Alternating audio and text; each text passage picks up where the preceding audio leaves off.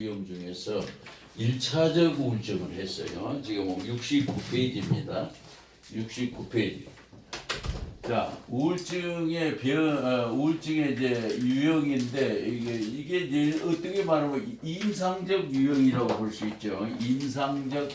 우울증의 임상적 유형. 이제 우울증의 임상적 유형. 예. 이렇게 볼 수 있는데 지난번에 우리가 1차적 우울증에 대해서 했어요. 1차적 우울증. 자, 1차적 우울증은 진정한 우울증이라고 그랬어요. 왜 그랬습니까? 뿌리가 있는 우울증이라고 했어요. 이제 어려서부터 열등감에 눌려가지고 맥이 빠져가지고 힘을 내지 못하는 우울증이기 때문에 이거는 금방 치료가 안 되고 1년 또는 2년을 잘 치료해야 된다. 왜?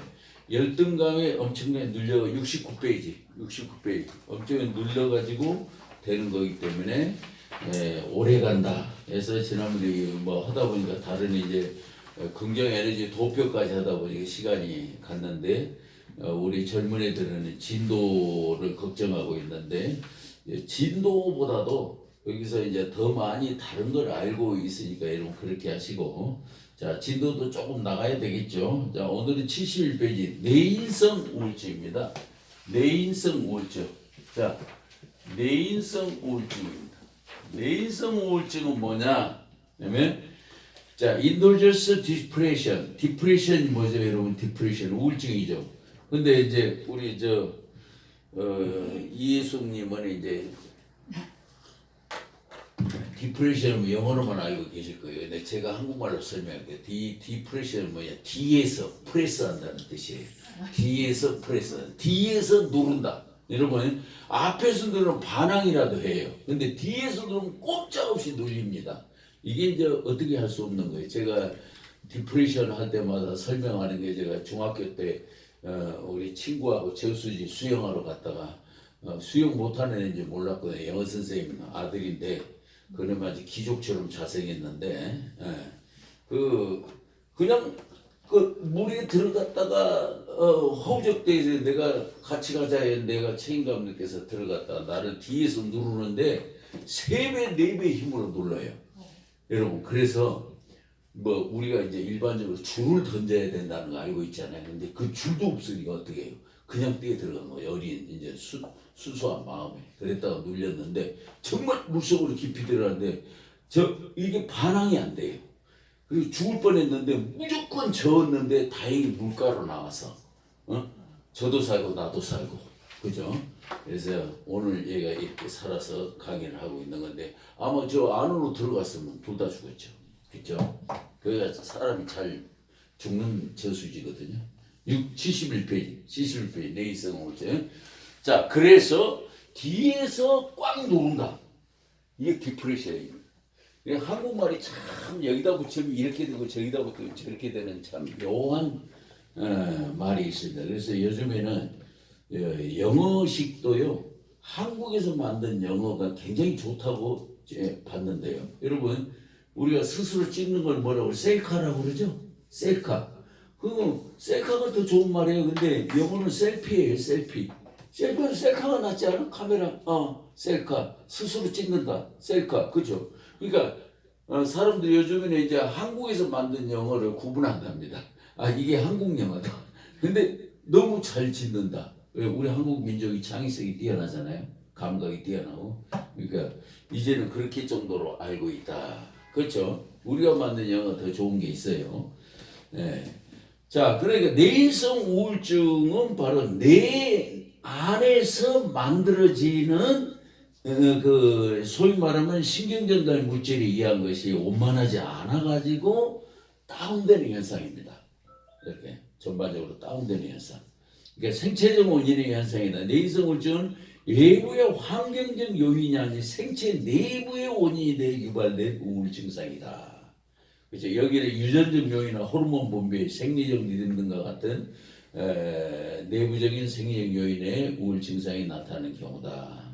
자, 우리 이제 이해숙 선생님이라고 부를게요. 이해숙 선생님은 이대 약대를 나와가지고 서울대 병원에서 약사로 오래 근무했답니다. 그래서 은퇴를 하셨으니까 약에 대해서는 전문가죠. 지금도 그쪽에 일을 하고 계시고 한다고 들었는데, 그러니까 이런 거는 이제 약에 대한 특성이라든지 이런 거는 이제 만들어진 그거도 있고 인체 내에서 만들어지는 그거도 있는데. 우리가 이제 일반적으로 알기는 이거잖아요. 자, 우리가 이제 화학 성분이 들어가는데, 자, 안에서 만들어지는 신경전달 물질 있죠. 신경전달 물질 호르몬, 그죠? 그 다음에 약물이 있어요. 약물 복용 들어가죠. 이것도 이제 화학 성분이거든요. 그죠? 화학 성분. 그 다음에 하나가 있는데 뭘까요? 음식이죠. 음식. 그죠? 세 가지가 다 화학 성분으로 변합니다. 그죠? 예. 그러니까 이제 인체라고 하는 것은 세 가지 작용에 의해서 되어지죠. 제일 먼저는 뭐냐? 이게 저 신경작용입니다. 인체는 신경작용, 그 다음에 화학작용, 그죠? 그 다음에 기계작용이라고 그래. 우리가 이렇게 움직이는 게 기계작용이에요. 요 세 가지가 인체가 세 가지 작용을 하는데 여기서 화학작용, 요게 아주 중요하거든요. 그죠? 요게 이제 이 화학 성분으로 된 음식이 들어가면 다 화학 성분으로 변하고 약물도 들어가면 약물 자체가 화학 성분이고 근데 놀랍게 신경전달 물질 자체가 화학 성분이라는 거죠. 그죠? 예. 이거 모든 게 이게 화학 성분의 작용이에요. 제가 3개월마다 한 번씩 이제 병원에 가서 체열해가지고 검사를 하는데 어제는 아주 상당히 좋은 검사 결과를 받았어요. 그러니까 심장도 좋아지고 간도 정상이고 당이 췌장도 정상이고 다 좋아졌다 이거예요. 여기 당화 혈색도 떨어지고 이렇게 좋은 때가 없었다고. 나보고 무슨 특별한 약을 먹느냐고. 전혀 먹는 거 없다고. 혈압약 먹는데 혈압약도 하나 줄었어요. 여러분 놀라운 일이죠. 잘 됐습니다. 그래서 가만히 생각해 보니까 몸무게 2kg 줄었거든요. 몸무게 2kg 줄고 운동 열심히 하고 많이 안 먹어서 췌장이 일을 덜 했구나. 이제 그렇게 생각이 돼서 하여튼 좋은 점수를 받아서 기분이 좋았습니다. 요즘 대학 성적보다 더 중요한 게 건강 점수예요. 그죠? 왜? 대학 성적은 그거 가지고 그냥 살면 돼요. 근데 건강 점수는 죽느냐 사느냐고 직결되니까 이게 훨씬 더 중요하죠. 그죠? 예. 자, 그러면 지금 얘기하는 것은 뇌이성 우울증은 뭐하고 관련이 있을까요? 여기죠. 신경에서 만들어진 요거하고 관련이 있는 게 신경전달 물질. 신경전달 물질. 그렇죠? 신체 내에서 만들어지는 내인성, 인도저스 디프레션이라는 게 내인성 이제 우울증이라는 거죠. 그러면 내성 우울증은 유전종에는 쌍생아 연구에서 일란성 쌍생아 프로테이지는 약 60%, 쌍생아 이제 이란성은 20% 이렇게 해요. 근데 여러분 복잡하게 외울 필요 없어요. 뭐냐? 모든 유전성은 10%에서 15%는 다 해당되고 많은 경우에는 25%까지 가는데 최소한 이거는 해당돼요. 유전성은 다. 그러니까 10%, 15%다. 아무리 적어도 10%, 15%다 알고 계시면 돼. 그죠? 유전성은. 모든 것의 유전성이 10%에 15%입니다. 다 연관성이 있어요. 그러니까 그렇게 하시면 되고, 여기는 이제 일란성 쌍생아의 프로테이지는 이만큼 높다는 거고, 이란성 쌍생아는 좀 덜하다는 겁니다. 여러분, 그러니까 이제 쌍둥이는 여러분 DNA가 같은 줄 알고 계시죠? 유전자 정보가 똑같아요. 근데 뭐가 다를까? 지문이 달라요. 지문이 달라. 유전자 정보는 똑같은데 지문이 달라. 지문이 다르니까 범인 색출에는 문제가 없어요. 그죠? 지문이 다르다. 희한하잖아요? 유전자 쌍둥이가 다 똑같을 것 같은데 유전자 정보까지 똑같은데 지문은 다르다. 자, 구분할 수 있게 해놓은 것이 신기하다. 그죠? 예. 다 똑같으면 구분 못하죠. 억울하게 쌍둥이가 잡혀갈 수도 있고 그러는데 다른 쌍둥이가 범죄를 했는데 그런데 다행히 구분할 수 있게 되는 것입니다. 자, 내성 우울증에서 화학 성분의 변화, 즉 신경전달 물질의 수준은 모두 뇌신경을 자극하여 심리 및 정신의 변화를 유발하는 요인이다. 자, 신경전달 물질이 과도하게 생성되거나 신경연접부인 시냅스, 신경과 신경이 연결되는 그 연접부, 시냅스를 통과하는 과정에서 일어나는 변화와 변형들은 인체 생리적 우울증을 유발시키는 원인이 된다. 예를 들어서 노르에피네프린이나 세로토닌의 과다 반응은 조증을 유발시키고, 과소현상, 적은 것, 과 많거나 적은 것은 우울증의 원인이 되는 것으로 알려진다. 이런 신경전달 변화는 물론 신경연동 특성에 따라 특별히 반응하는 지배되는 것으로 밝혀짐에 따라 항우울증 치료의 효과에 기여하게 되는 것이다. 그랬어요. 자, 그러면 내성 우울증의 시각은 다시 인체의 내분비 기관 등이 우울증 유발과 관련되는 시사예요. 어떻게? 뇌하수체, 아드레날린, 그리고 갑상선 등 주요 기관의 장애가 우울증을 유발시킬 수도 있다. 그래서 갑상선에 어려움을 겪고 뭐 수술했다든지 약을 복용했다는 건 우울증 증세가 비슷해요. 그렇죠? 예. 그러니까 이제 특히 부신에서 방출되는 에피네프린계 아드레날린, 예? 부신이 어디에 신장 위에 붙어 있는 거죠, 그죠? 아드레날린은 주로 저혈당에 반응하여 방출된다. 자, 아드레날린성 우울증이 뭐라고 그랬죠? 아드레날린 어떤 과제를 수행하고 나서 진액이 빠졌다든지 너무 과도하게 힘을 썼다든지 했을 때 일은 성공했는데 약간 허탈해지는 현상. 약간 허탈해져. 그죠? 예. 그러니까 열왕기상 19장에 나면 엘리야 선지자가 바알을 이기고 때를 눕히고 450명을 때를 눕히고도 낙심좌절해가지고 로뎀 나무 아래서 하나님 차라리 내 생명을 걷어가달라고. 그게 뭐냐? 전문 용어로 얘기하면 자살 기도예요. 자살 기도. 아니 선지자가 자살 기도하는 게 말이 됩니까? 그 믿음이 없다고 생각할 수 있는데 그 몰라서 그래요. 전문 용어로 아드레날린성 우울증이라고 그래요. 너무 진액을 소진해가지고 순간 허탈해지는 현상. 학생들이 시험 보고 나죠. 뭐 기말고사, 중간고사 보고 나면 에너지를 너무 쏟아가지고 다 끝났는데 굉장히 허탈해진다. 어떤 과제 수행을 하고 나서 굉장히 허탈해진다. 그때 가장 좋은 방법이 뭐예요? 음식을 먹어야 돼요. 음식을 먹어야 돼. 예. 뭐 어떤 사람은 자기 하는 스타일대로 하는데 어떤 목사님, 그런 목사님이 있었다 그러죠. 굉장히 유명한 목사님이신데 주일 저녁이 끝나고는 목사님들이 약간 허탈해진다. 주일에 너무 에너지를 쏟아가지고. 그럼 어떤 목사님은 라면을 먹고 싶은 목사님이 있고, 어떤 목사님은 그냥 운전을 자신이 하는 게 아니에요. 위험하죠. 운전 기사가 하는데 나는 가고 싶은 데 없다. 네 마음대로 돌아다녀. 기사님, 네 마음대로 돌아다녀. 허탈하니까, 그러니까 마음의 붙잡이를 못하니까 뭔가 돌아다니고 싶다 이거죠. 그렇죠? 그런가 하면 어떤 사람은 TV 시청을 하고, 어떤 사람은 게임을 하고, 여러 가지 있을 수가 있겠죠. 자기 스타일대로. 그래서 여기 이제 목사님 부부가 저한테 자그마치 목사님 부부가 자그마치 5년을 저한테 공부하고 가신 분이 계세요. 5년을 공부했어요. 나한테 상담치료에서 2급, 1급 전문 상담치료서까지 다 했는데 그 목사님 부부, 그 목사님이 꼭 끝나면 라면을 먹고 싶은데, 예? 근데 사모님은 굉장히 강박성이 강하신 분이야. 절대 안 된다. 라면은 절대 안 된다. 이래가지고 안 되는데 제가 그 사모님을 설득을 했습니다. 사모님, 이런 경우는 끓여주셔도 됩니다. 왜냐하면 이거는 그냥 라면이 아니라 정신적 라면이다. 정신적인 라면이다.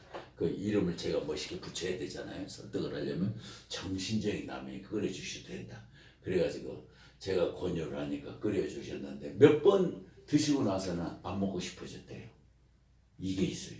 사람은 참 신기합니다. 제가 꼭 해보고 싶은 때가 있어.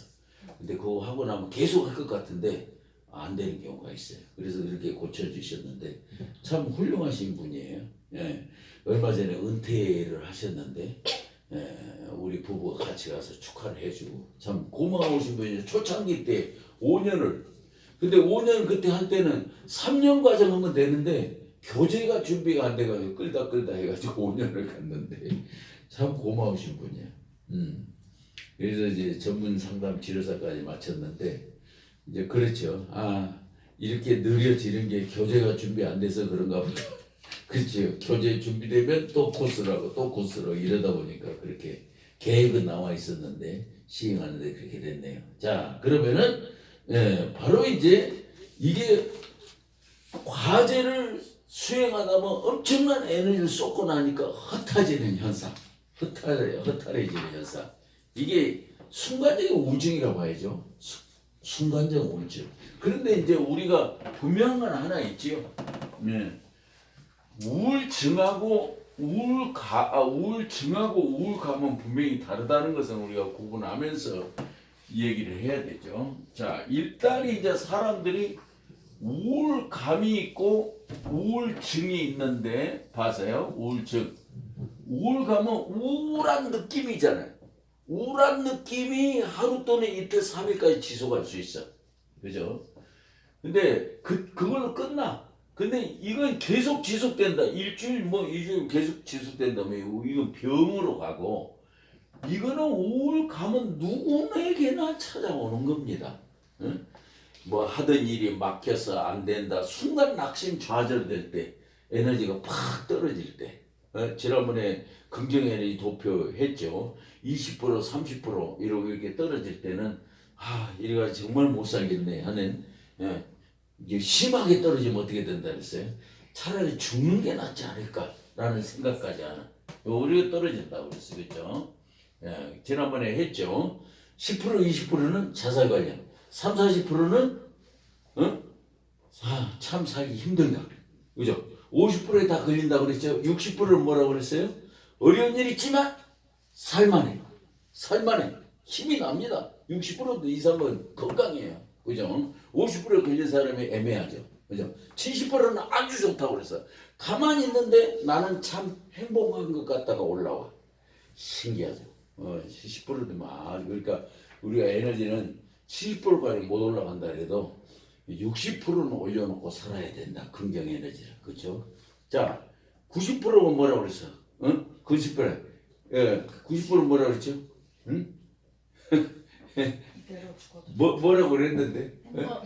행복의 극치라고 그랬죠. 행복의 극치는 뭐라고 그랬어요?